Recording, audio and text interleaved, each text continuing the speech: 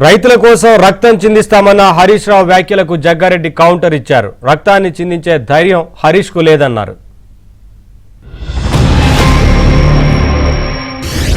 నీళ్లు కావాలని మేము అడిగితే రక్తం కావాలని రేవంత్ రెడ్డి అంటుండు.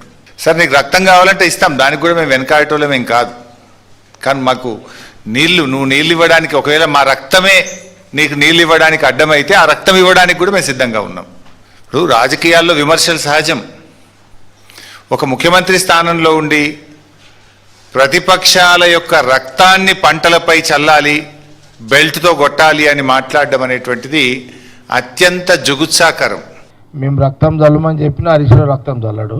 మేము చల్లుమని చెప్పే ధైర్యం మాకుంది, రక్తాన్ని చిందించే ధైర్యం అతనికి లేదు.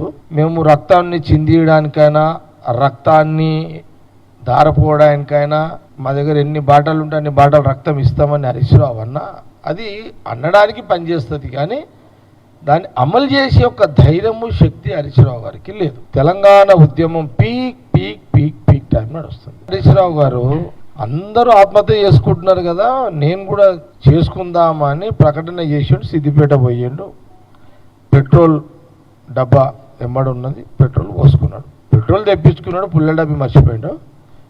అట్లనే ఇవన్నీ డైలాగ్స్ హరీష్ రావు గారు. ఆయన ధైర్యం ఏంది, ఆయన సాహసం ఏంది అనేది కాంగ్రెస్ పార్టీకి తెలుసు, తెలంగాణ ప్రజలు కూడా తెలవాలని నేను ఒకసారి రిమైండ్ చేస్తున్నా.